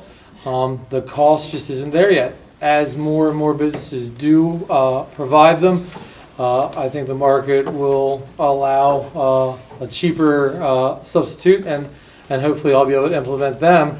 As for plastic bags, I think we need to start incentivizing businesses, and I'd love to see some synergy with recycling. I don't know about you, but I've got probably 20 bags from either Comcast or whatever event I've been to, and I should just drop them all off at the front of Acme, and if anybody needs one, they could take it right there. So I'm hoping a student picks up that and runs with it. Ms. Burrington. Well, the use of plastics is troublesome. You know, really it's all about convenience. I'm a mom of 2, and you know, sometimes it's easier to use the paper plates. We're using plastic cups right now. The use of plastics, disposable one-time use plastics is high. And that's because I don't always want to do dishes because I'm too tired, or I can't get by the recycling place, or I forgot my nice bags for the grocery store. I left them at home again. And then I end up with all the bags underneath my sink that everybody has. So I wouldn't be in favor of a ban. I agree with most everyone here. It could be a marketing or education sort of thing. I'd like to see a lot more trash around here. People throw it out their windows in my front lawn, and I find that troubling. And on some roads, it's really just really bad. And a lot of the plastics, my kids actually, I'm really proud, my children, I have to brag because you're all here, they went out and actually went down my road, a place that was notoriously littered, and went out there with trash bags and picked them up on their own without me telling them. So I felt good about the education process. Thank you. Did I get everyone on that one? I think I did. All right. What do you propose to control CAFOs, or large-scale animal farms, in Wicomico County? And this is Mr. Kilmer. Me. We'll start with you. All right. I see. I might see the person who might have written that back there. I mean, the legislation we worked very hard on, and again, we took them from being essentially on any ag land, and now made them a lot more difficult in the designated growth areas, which is where, you know, by the concentration of residential areas. But you can't ban CAFOs in Wicomico County. Again, any one chicken house is a CAFO in Wicomico County. If you want to ban chicken houses, I guess that is something we could do. That's something I certainly don't support. Agriculture is our industry in Wicomico County. It's the backbone of our economy. Go outside and look around at the names on some of these buildings here at SU and see how important poultry has been to Wicomico County. So, you know, in terms of what more we can do to ban CAFOs in Wicomico County, I'd be open for a discussion, but I don't have any ideas off the top of my head. So. Who would like to go next? Anyone? You didn't. I'll see what you say. As Councilman Kilmer said, we did battle with this for an entire year, and believe me, we studied it in very great detail, and we tried to be very fair with everyone. I know there's some in the audience, even tonight, who feel that we didn't go anywhere near far enough, but we felt that we did. We put the guidelines in place to try to make it as safe as possible. Keep in mind, the state of Maryland, they also oversee the poultry industry. There's zero runoff from a poultry industry. The Maryland Environmental Protection Agency, they restrict whatever type of particulates may come out of the fans. A lot of times people mix up, when they smell the manure on the fields, a lot of time they immediately say that's a chicken farm, but that's a poultry house, but it isn't. It's the farm, it's not the poultry house itself. And you'd be surprised as to how clean poultry houses actually are. And I think that what we've done to try to make them, livable within the communities, within the ag communities where they are nowadays, I think we went a long way to do that and to protect the interest of the citizens. Mr. McCain. Yeah, there's a couple of issues that we do need to deal with. I'm a real estate guy, and I've had a real estate business for 30 years. One of the primary components of value is a concept called consistency of use. And that's why in zoning, that's why you have homes built in residential districts, and shopping centers built in commercial districts, and industrial plants built in industrial districts. And the issue of the large animal operations, is this an industrial operation or is this an agricultural operation, is still something that we need to get our hands around. But one way we can do it, as I said earlier, is we need different intensities, different levels of zoning in our ag district. Like I say, we're one of the few counties in the state of Maryland. We just have an ag district, period. We don't have, like say, different levels of ag. And you can have different requirements with your impervious ratios in those different levels. So, like, as I said earlier, you want to be protecting like your Paleo Channel, your Minokan Aquifer. We do the same thing in those areas that we do in other areas of the county. So we need different zoning classifications. Thank you. Mr. Dodd. Yes, we're talking about CAFOs again as a real touchy subject for a lot of citizens in this county. It's also something that we have to consider that, like I think Ms. Brewington mentioned, we are in an ag county, so are the surrounding counties. So agriculture is something big. What I do have a problem with, and I think what started this, was a piece of land on West Road, and I think the guy wanted to put 13 massive chicken houses on it. And the big issue I had with that, there was too many chicken houses on that small lot. The guy didn't even live in this state. He lived in Virginia, but he came from another country, bought this land, and he was going to put all these chicken houses on there and make money at the expense of the surrounding citizens. But we talk about zoning, and you can zone all you want, but eventually somebody's going to put a house next to it, or somebody's going to put a development next to it, and then they're going to start complaining. I had a friend call me during all this, these work sessions that we had and all the debates that we had with residents come up that were against these chicken houses. I had a friend call me, and he really turned on me, and he said, good luck in the next election. So we took a lot of abuse with that. So some of these people that want to get on this council, stand by. Anyone else? Go ahead, Ms. Gregory. You know, as I stated before, you know, there's a lot to these CAFOs that we don't know, and we need more information. We need things like the Community Healthy Air Act to pass to fund the study. It doesn't regulate anything, it just studies the effects of these CAFOs. With that information, if we have that information, we can then make informed decisions based on what the impacts these CAFOs are having on us.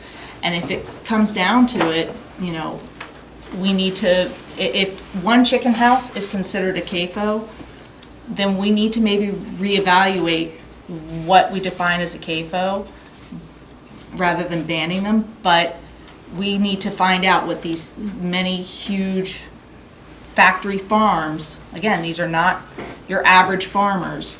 These are big corporations coming in and plunking these down, who have no concern for the residents. We need to get more information on this. Mr. Gold. Well, we addressed this earlier, and I'll say it again. I agree 100% with Bill McCain that we need to look at the zoning laws of these CAFOs, of these chicken houses. I'm all for chicken. Like, I'm not going to beat around the bush. We depend on chicken in this area. I love chicken. I'll probably eat some chicken tonight. Chicken's good. But at the same time, I don't love chicken or anticipate money or the income that we're getting from chicken at the expense of people's lives. And especially when those people are part of a community that's been deprived from so many things for so long. So when I speak about rezoning, I'm saying specifically we need to focus on that, especially when these chicken houses are affecting, again, minority communities as well as communities of lower socioeconomic standards. We can't keep taking away from people just because they look different or they have less money. We have to rezone, and we have to take a good hard look at it, no matter the backlash that any of us up here that may get elected may get. Yes. Sorry, Ms. Kane. Just to kind of, I think in listening to what everyone up here has had to say, it sounds to me like it's very reasonable, and I'm not sure, you know, what went on in these sessions that you all discussed back when we were discussing these, but it sounds like very reasonable to maybe revisit these levels of zoning in agriculture. Sounds like that it does sound like that might be something that maybe could be implemented down the road and discussed. Sounds like that might be like a good compromise. Anyone else? Right now, a pipeline company is proposing to build a 190-mile natural gas pipeline, which would run through 8 of the 9 Eastern Shore counties in Maryland. It's projected to cross the Chesapeake Bay tributaries. If elected, would you support or oppose the pipeline infrastructure project, and why? Mr. Gold, we'll start with you. I've actually signed a petition and made a statement already to oppose this pipeline.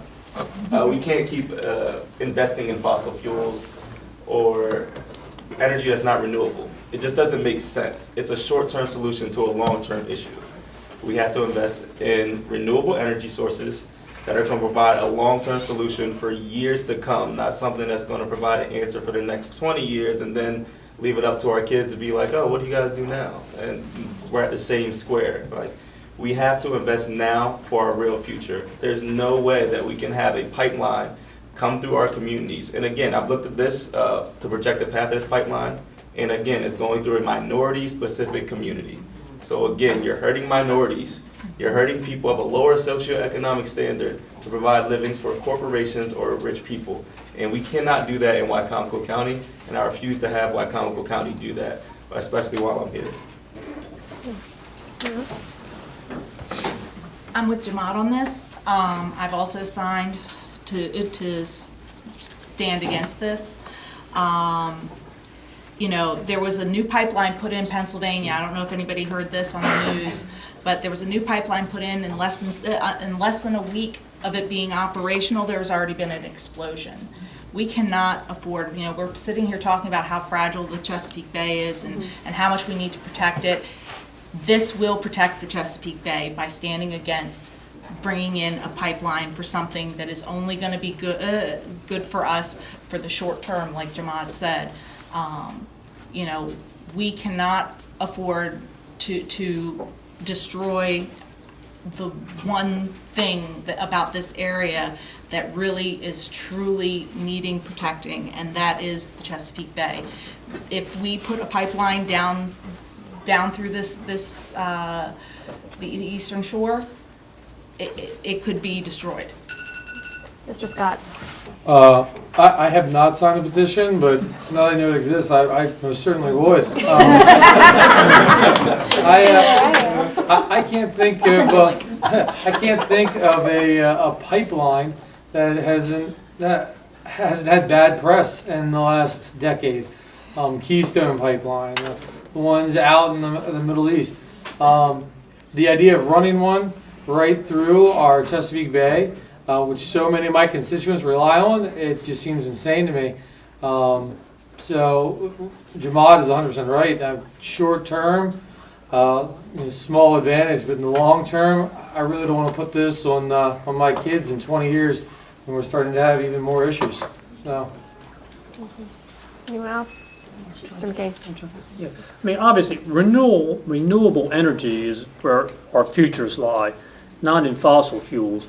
I mean, I would have certainly some major reservations about a pipeline coming down Delmarva when you consider the amount of so much environmentally sensitive areas that we have and fragile areas that we have. We are just not a good candidate. I've seen this play out in Southwest Virginia, and you want to see controversy? Oh, this is something of this nature would create some controversy like you've never witnessed. But I would have major Okay. reservations. Anyone else? All right, I'm going to try one more quick one here. Council candidates tonight, would you please raise your hand if you believe climate change is caused by humans, specifically the burning of fossil fuels? Thank you. I'd say that's a possibility. I don't think. I'm studying it. I couldn't say you could target directly. Thank you.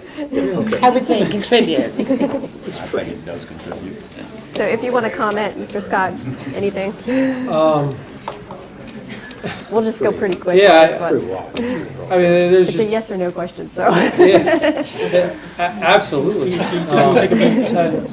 I know that a lot of people, and I have several friends, customers, that still deny it, like apparently some of the people on the council here do. But I mean, the science is there. And it's just, you can't argue it. And just in the last 10 years, I had a piece of property where water comes right into my backyard, and just in the last 10 years, how much it's started to come up more and more. And I know that other people have been affected way more than I have. So yeah, I can't believe that there are people who still deny it. I heard a lot of it contributes. Anybody else want to expand on that? A lot of what? That fossil fuels contribute? Yeah, I'll just make a quick comment. Sure. I'll reiterate something I said earlier. Last year was the warmest year on record. The last decade was the warmest decade on record. The last 2 decades have been the 2 warmest decades, and the last 3 decades have been the 3 warmest decades. And it has been scientifically proven man is what's contributing to this, and mainly coming from the use of fossil fuels. Our planet is never warmed at this rate. And, it's becoming a dangerous, serious impact. It's going to affect everything we do going forward. It's going to affect how we develop economically. It's going to develop where we live. And it's going to develop our food. So it's for real. Anyone else? Thank you. I'm going to turn it over to Mr. Grout of Wicomico Environmental Trust.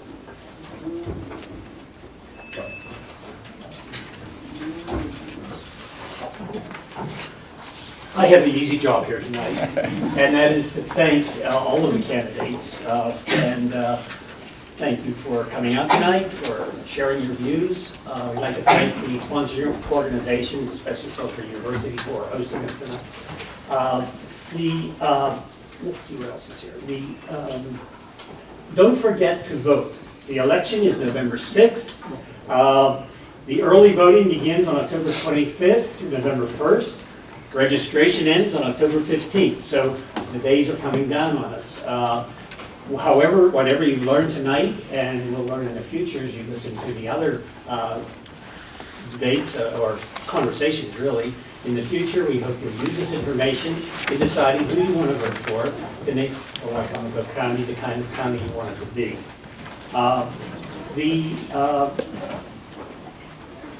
There's information on from some of the organizations out in the hallway.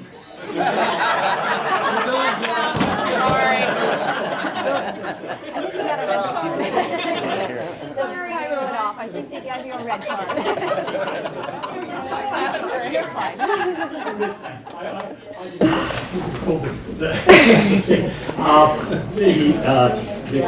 The other thing that I would like to put in here, the Wicomico Environmental Trust had planned a river fundraiser dinner for Saturday that has been canceled because of what we've been talking about tonight. So we're just planning to go. We'll bring their money. It's just we're going to show up there. And again, thank the audience very much for your participation. Your patience.